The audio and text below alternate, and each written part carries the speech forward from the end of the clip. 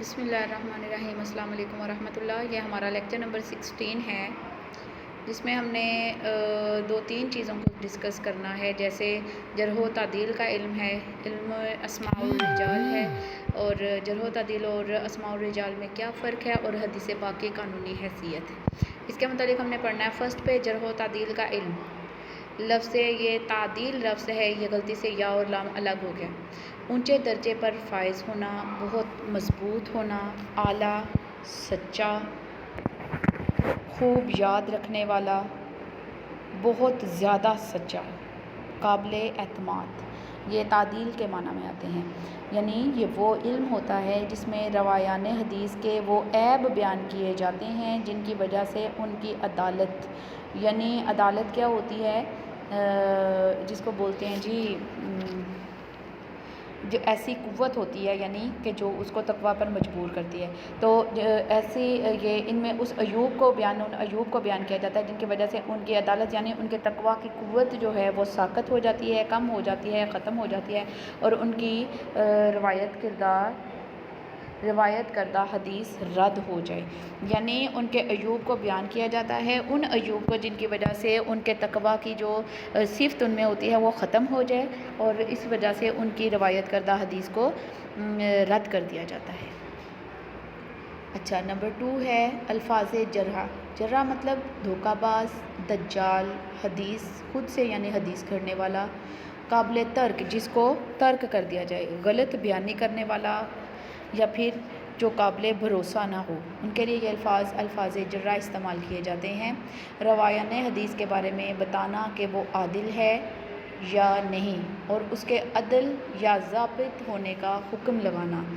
یعنی کہ علم جرح کیا ہے، علم تعدیل کیا ہے، اس سے مراد یہ ہے کہ روایان حدیث کے بارے میں یہ بتایا جاتا ہے کہ وہ عادل ہے یا نہیں، یعنی اس میں تقویٰ کی جو صفت جو انسان کو مجبور کرتی ہے تقویٰ اختیار کرنے پر، وہ ہے یا نہیں، اور اس کے عادل یا ضابط ہونے کا حکم لگانا۔ یعنی ضبط کیا ہوتا ہے کہ کسی چیز کو ازبر یاد کر لینا، تو یہ بتانا کہ آیا اس میں تقویٰ کی صفت ہے، ایسی صفت ہے جو اس کو تقویٰ پر مجبور کرتی ہے، اور دوسرا وہ کسی بھی چیز کو سن لے تو کیا اس کو وہ ازبر یاد رکھنے کا کی اہلیت رکھتا ہے یا نہیں۔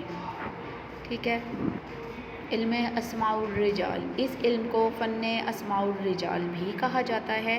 فن کا کیا معنی ہوتا ہے؟ کام، اور اسماء کا ہوتا ہے جمع، اسماء جو ہے وہ جمع ہے اسم کی۔ اچھا جی، رجال کیا ہوتا ہے؟ آدمی، اور ایک آدمی کو رجل بولتے ہیں، اور رجل کی جمع رجال ہے، یعنی آدمیوں کا۔ یہ ایسا علم ہوتا ہے جس میں راویوں کے حالات و واقعات، ان کی ذہانت و کردار پر حدیث کو رد کرنے یا پھر قبول کرنے کے حوالے سے بحث کی جاتی ہے۔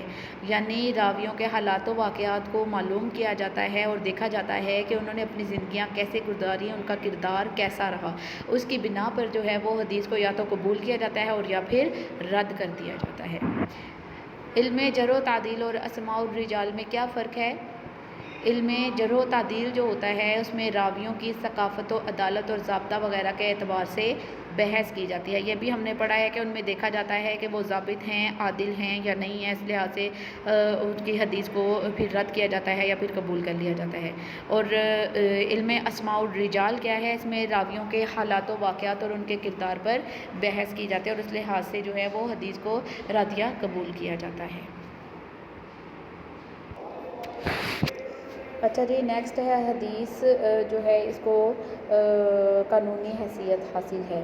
اس میں نمبر 1 پہ آتا ہے نبی کریم صلی اللہ علیہ وآلہ وسلم واجب الاطاعت ہیں، یعنی انبیاء کرام کو اللہ تعالیٰ کی طرف سے کیوں مبعوث فرمایا گیا؟ تاکہ وہ انسان کی رشد و ہدایت کا سامان پیدا کر سکیں، انسان کی رہنمائی پیدا کر سکیں، رہنمائی کر سکیں، اور اس مقصد کے لیے انہوں نے نہ صرف ہمیں درس دیا بلکہ اس پر عمل پیرا ہو کر ہمارے لیے عملی نمونہ پیش کیا۔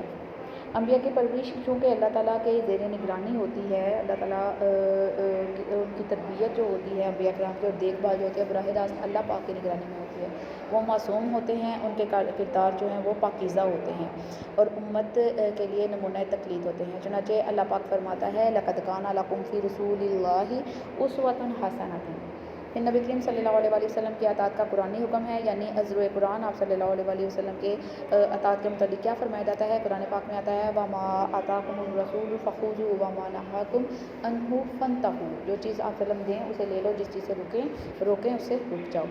مَن یُطِعِ الرَّسُولَ فَقَدْ أَطَاعَ اللَّهَ وَمَن يُطِعِ اللَّهَ وَرَسُولَهُ فَقَدْ كَانَ نعوذ باللہ وَمَن یُطِعِ اللَّهَ وَرَسُولَهُ فَقَدْ فَازَ فَوْزًا عَظِیمًا، جس نے اللہ اور اس کے رسول کی اطاعت کی اس نے بڑی مراد پائی۔ اطیعوا اللہ و اطیعوا الرسول، اطاعت کرو اللہ کی اور اللہ کے رسول صلی اللہ علیہ وسلم کی۔ جو بھی رسول ہم نے بھیجا وہ اس لیے کہ اللہ کے حکم سے اس کی اطاعت کیجیے۔ حدیث قرآن پاک کی تشریح و تفسیر ہے۔ اب قرآن پاک میں جو ہیں وہ اجمالی احکامات آئے ہیں، ان کا تفصیل ہمیں کہاں سے ملتی ہے؟ ہمیں حدیث پاک کی اس کی تفصیل ملتی ہے۔ جیسا کہ نماز کا حکم ہوا تو ہم نے کہاں سے نماز کی آپ صلی اللہ علیہ وسلم نے فرمایا کہ نماز اس طرح پڑھو جیسے مجھے پڑھتا ہوا دیکھتے ہو۔ اسی طرح روزے کے متعلق، اسی طرح زکوٰۃ کے متعلق، حج کے مناسک کے متعلق ہمیں کہاں سے رہنمائی ملتی ہے؟ حدیث نبوی صلی اللہ علیہ وسلم سے، سنت رسول صلی اللہ علیہ وسلم سے۔ پھر کیا چیز حلال ہے، کیا چیز حرام ہے، سود کے احکامات، طہارت، پاکیزگی یہ کس طرح سے حاصل کرنی ہے، ان کی تفصیل کیا ہے، یہ بھی ہمیں احادیث مبارکہ سے ہی پتہ چلتا ہے۔ غرض یہ کہ حدیث پاک کے بغیر قرآن فہمی ممکن ہی نہیں۔ حدیث قانون اسلامی کا دوسرا بڑا ماخذ ہے۔ ایک مرتبہ جب حضرت معاذ بن جبل رضی اللہ تعالیٰ عنہ کو آپ صلی اللہ علیہ وسلم نے یمن کا قاضی مقرر فرمایا تو آپ صلی اللہ علیہ وسلم نے پوچھا کہ تم وہاں معاملات کیسے حل کرو گے؟ تو انہوں نے فرمایا کہ قرآن پاک کی روشنی میں۔ آپ صلی اللہ علیہ وسلم نے فرمایا جس چیز کو قرآن میں نہ پاؤ تو آپ نے فرمایا، حضرت معاذ نے فرمایا حدیث کی روشنی میں۔ اس سے پتہ چلتا ہے کہ قرآن پاک کے بعد جو اسلامی قانون ہے اس میں دوسرا بڑا ماخذ حدیث پاک کا ہے۔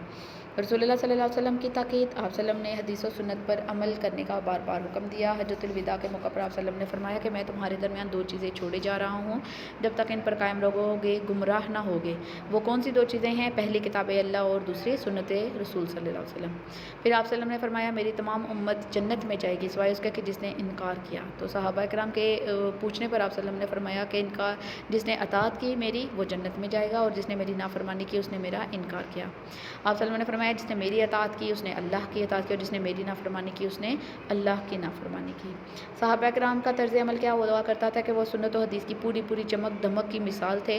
صحابہ کرام کو رسول صلی اللہ علیہ وسلم کے ہر عمل سے محبت تھی، اور بلکہ وہ رسول اللہ صلی اللہ علیہ وسلم کے ہر حکم کے منتظر رہتے تھے۔ ایک مرتبہ حضرت عبداللہ بن مسعود مسجد میں تشریف لا رہے تھے کہ آپ صلی اللہ علیہ وسلم کی آواز آئی مومنو بیٹھ جاؤ، تو حضرت عبداللہ بن مسعود نے اب کے حکم کی تعمیل میں ذرا سی بھی دیر نہیں کی، اور آپ کو اس وقت ایک پاؤں مبارک جو ہے وہ مسجد سے باہر اور ایک اندر تھا، اور بلکہ آپ جوتوں پر ہی، وہاں پہ جوتے بھی پڑے ہوئے تھے تو آپ جوتوں پر ہی بیٹھ گئے، اور بعد میں جب پتہ چلا کہ یہ حکم میرے لیے نہیں تھا تو پھر آپ اٹھ کر اندر گئے۔ اسی طرح ایک مرتبہ آپ صلی اللہ علیہ وسلم مجلس میں بیٹھے ہوئے تھے اور ایک سونے کی انگوٹھی آپ صلی اللہ علیہ وسلم کے ہاتھ میں تھی تو آپ نے اتاری اور فرمایا کہ آئندہ اس کو میں نہیں پہنوں گا۔ تو تمام صحابہ کرام جن نے سونے کی انگوٹھیاں پہن رکھی تھیں انہوں نے بھی وہ انگوٹھیاں اتار دیں اور آپ صلی اللہ علیہ وسلم کے حکم کی تعمیل کی۔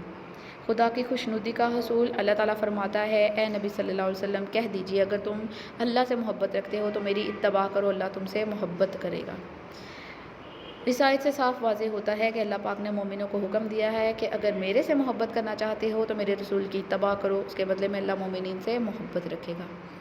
حدیث جو ہے وہ وحی خفی ہے، ایک وحی جلی ہوتی ہے جو کہ قرآن پاک کی صورت میں ہے، اور ایک وحی خفی ہوتی ہے جو کہ حدیث پاک کی صورت میں ہے۔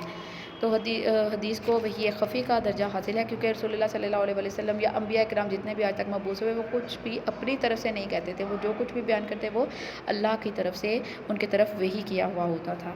باعث اتحاد و اتفاق، حدیث و سنت پر عمل کرنا باعث اتحاد و اتفاق بھی ہے۔ صحابہ کرام کا یہ عالم تھا کہ جب کسی مسئلے پر اختلاف ہوتا تو وہ حدیث پاک کی طرف رجوع کر لیا کرتے تھے۔ جب رسول اللہ صلی اللہ علیہ وسلم کو دفنانے کا مسئلہ پیدا ہوا تو حضرت ابوبکر صدیق نے آپ صلی اللہ علیہ وسلم کا ایک فرمان بیان کیا کہ نبی وہیں پر فوت ہوتا ہے جہاں پر اس کی منشا ہوتی ہے اس کی تدفین کی، تو اس مسئلے سے آپ صلی اللہ علیہ وسلم کو اسی جگہ دفن مدینہ پاک میں ہی دفن کر دیا گیا، حضرت عائشہ صدیقہ کے حجرے میں۔ اسی طرح جو ہے وہ حضرت ابوبکر صدیق نے انتخاب خلیفہ کے وقت فرمایا کہ امام قریش میں سے ہوں گے، تو اس وقت بھی جو ہے اس سے جو ہے وہ خلافت کا ایک بہت مسئلہ بڑا جو پیدا ہو گیا تھا، جھگڑا پیدا ہونے کو تھا، تو ایک آپ صلی اللہ علیہ وسلم کے فرمان کی وجہ سے جو ہے وہ جھگڑا تھم گیا اور سب نے اس پر اتفاق کر لیا۔ نیکسٹ ہے باعث اتحاد ہم نے کر لیا۔ ایک ہے فقہاء اکرام کے قول، جو فقہاء اکرام ہیں ہمارے، جیسے امام ابو حنیفہ ہیں، امام شافعی، امام مالک وغیرہ ہیں، اور امام احمد بن حنبل، یہ ہمارے 4 بڑے علماء اور فقہاء اکرام ہیں، فقیہ ہیں۔ تو ان کا بھی یہی قول ہوا کرتا تھا کہ جب حدیث پاک صلی اللہ علیہ وآلہ وسلم آ جائے آپ کے سامنے تو ہمارے قول کو رد کر دو، پھینک دو، اور حدیث کو قبول کر لو۔ یہ ہمارا مڈ ٹرم کا کورس آلموسٹ کمپلیٹ ہو گیا ہے، تو آگے جو ہے انشاءاللہ تعالیٰ نیکسٹ جو لیکچر ہوگا وہ ہمارا سیکنڈ جو ہمارا ٹرمینل کے لیے جو ہے اس میں وہاں سے اسٹارٹنگ ہوگی۔ وما علینا الا البلاغ المبین۔